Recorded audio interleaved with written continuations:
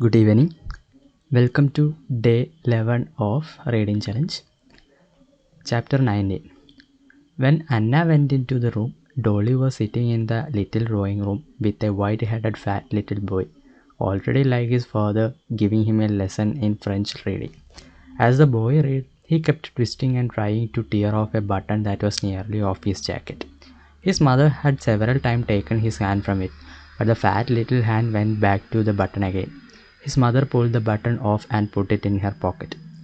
"Keep your hand still, Grisha," she said, and she took up her work, a coverlet she had long been making.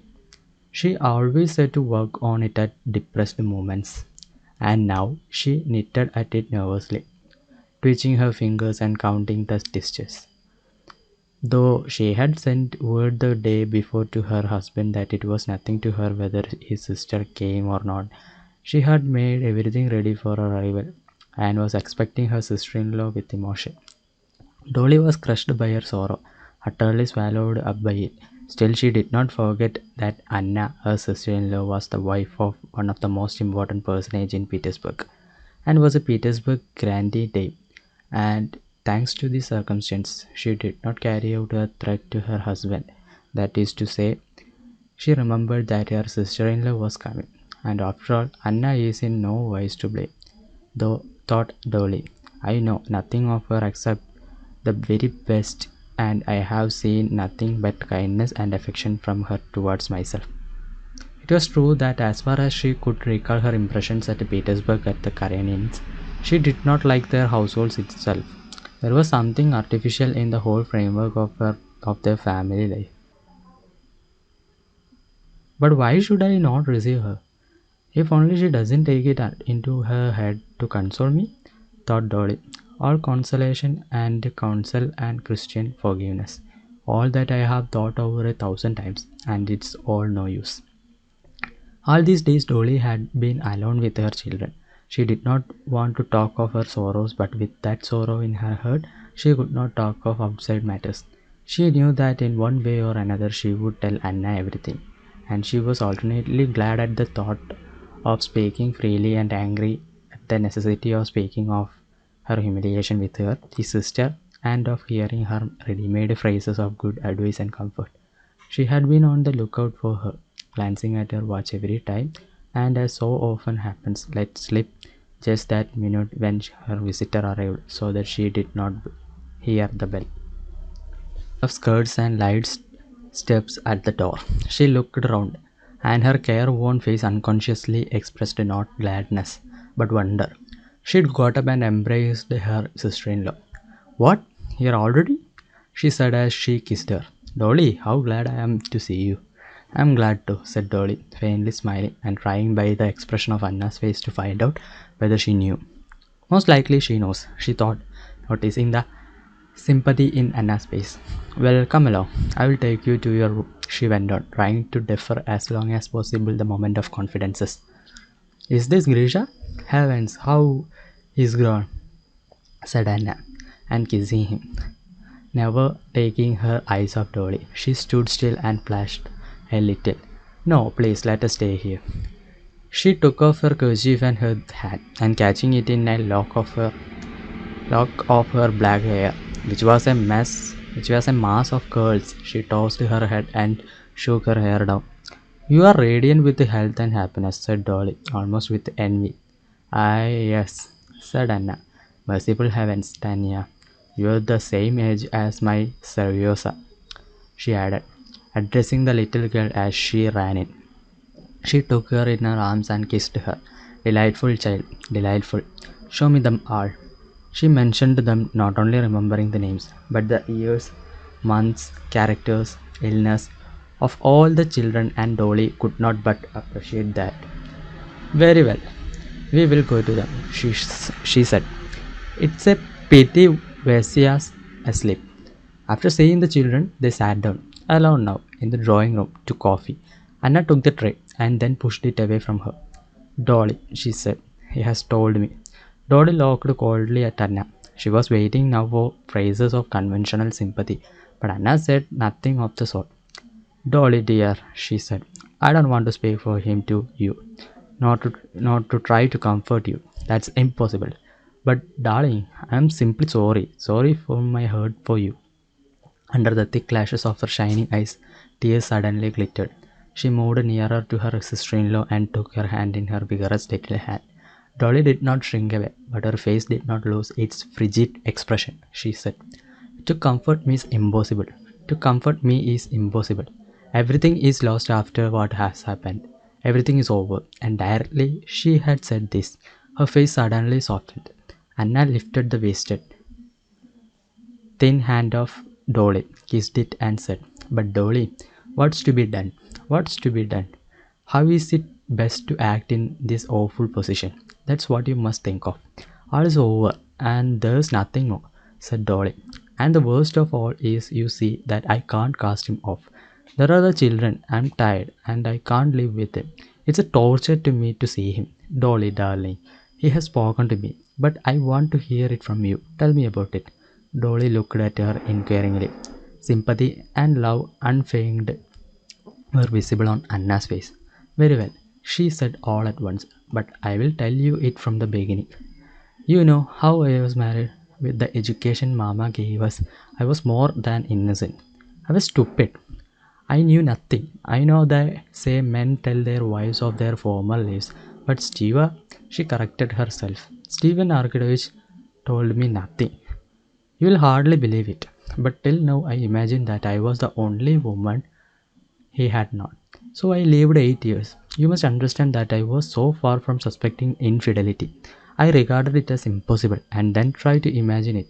With such idea to find out suddenly all the horror, all the loathsomeness, you must try and understand me. To be fully convinced of one's happiness, and all at once," continued Dolly, holding back for her sobs, "to get a letter. His letter to his mistress, my governess. No, it's too awful." She hastily pulled out her handkerchief and hid her face in it. "I can understand being carried away by feeling," she went on after a brief silence, "but deliberately, slyly deceiving me, and with whom? To go on being my husband together with her. It's awful. You can't understand." "Oh, yes, I understand. I understand. Dolly, dearest, I do understand," said Anna, pressing her hand. "And do you imagine he realizes all the awfulness of my position?" Dolly resumed. "Not the slightest. He is happy and contented." "Oh, no," Anna interposed quickly. "He is to be pitied. He is weighed down by remorse."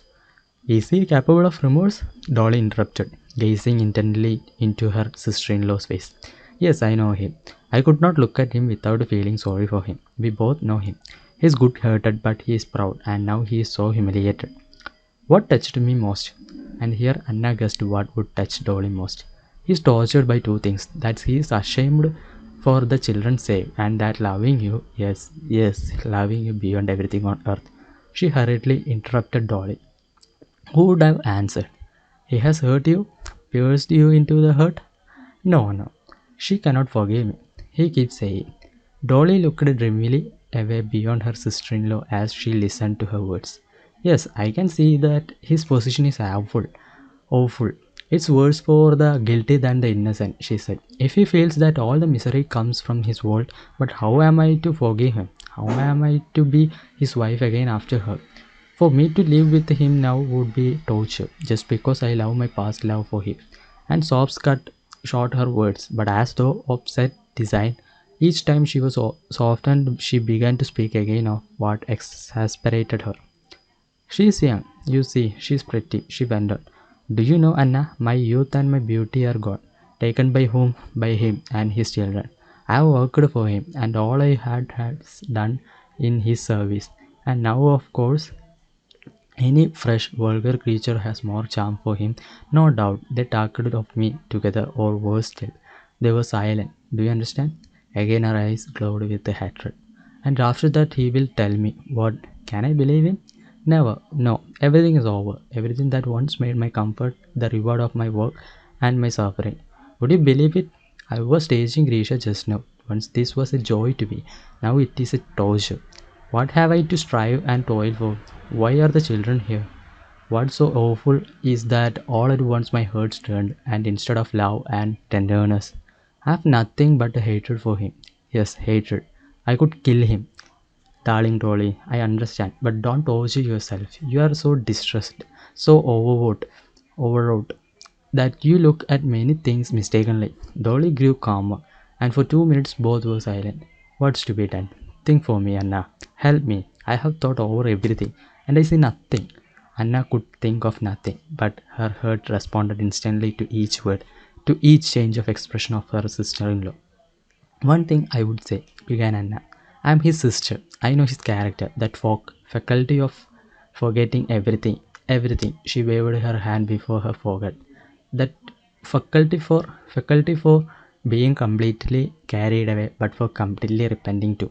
He cannot believe it. He cannot comprehend now how he can have acted as he did. No, he understands. He understood, Dolly broke in. But you are forgetting me. Does it make it easier for me? Wait a minute. When he told me, I will own I did not realize all the awfulness of your position.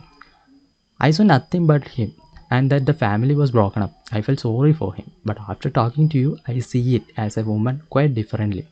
I see your agony, and I can't tell you how sorry I am for you. But Dolly, darling, I fully realize your suffering. Only there is one thing I don't know. I don't know.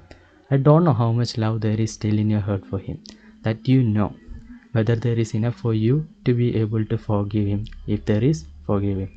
No, Dolly was beginning. But Anna cut her short, kissing her hand once more.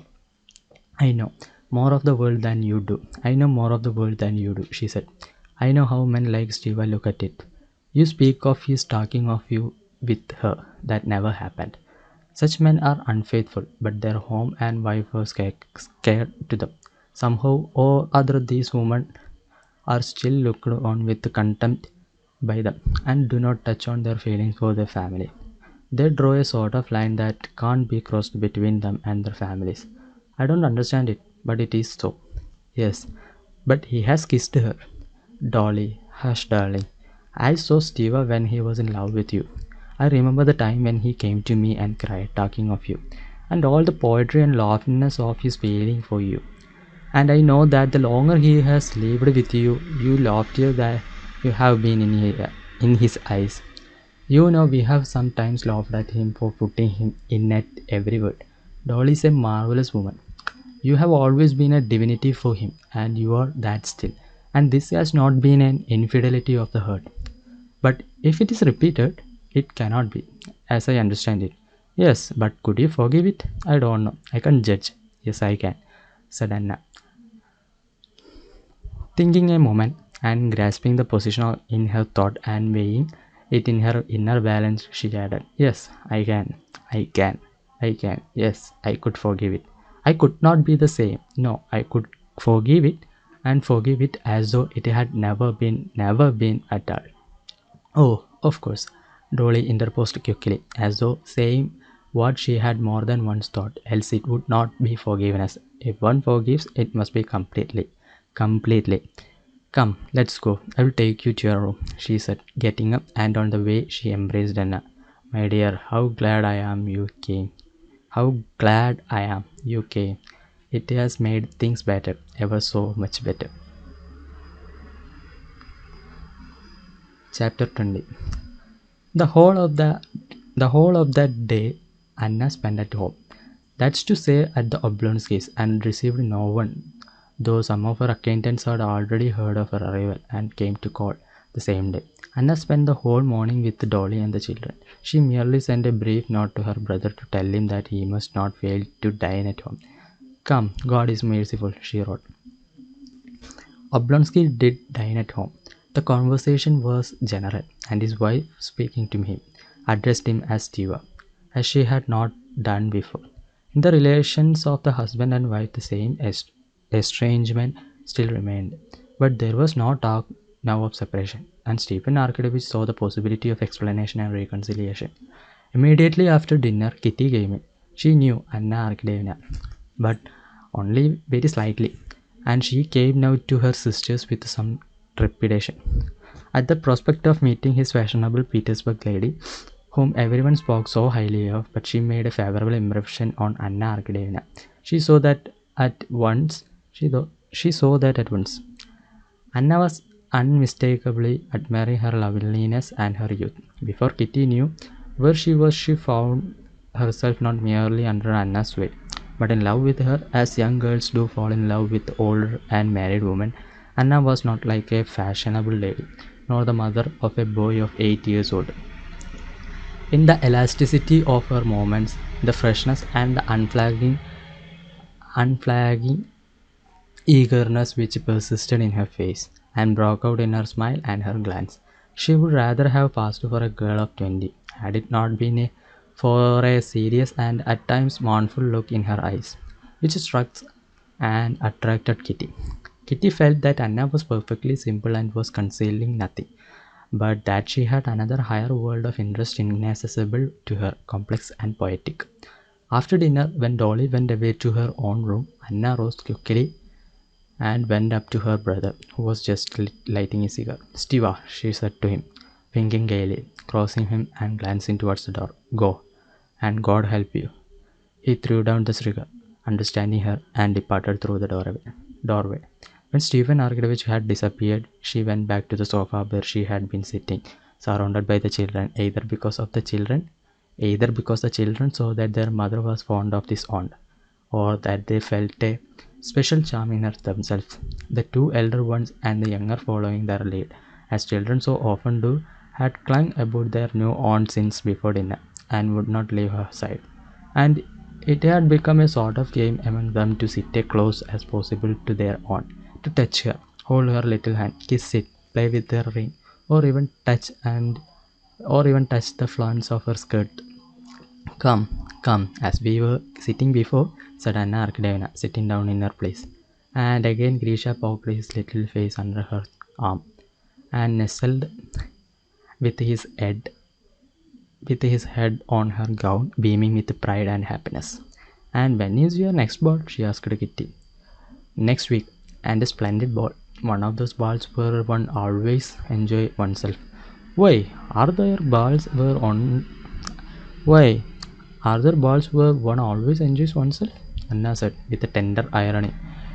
"It's strange, but there are. At the Bobrishes, one always enjoys oneself, and at the Nikitins too. While at the Merkos, it's awful dull. Haven't you noticed it?" "No, my dear. For me, there are no balls now where one enjoys oneself," said Anna, and Kitty detected in her eyes that mysterious world which was not open to her. "For me, there are some less dull and tiresome." "How can you be dull at a ball?" "Why should not I be dull at a ball?" inquired Anna. Kitty perceived that Anna knew what answer would follow. "Because you always look nicer than anyone."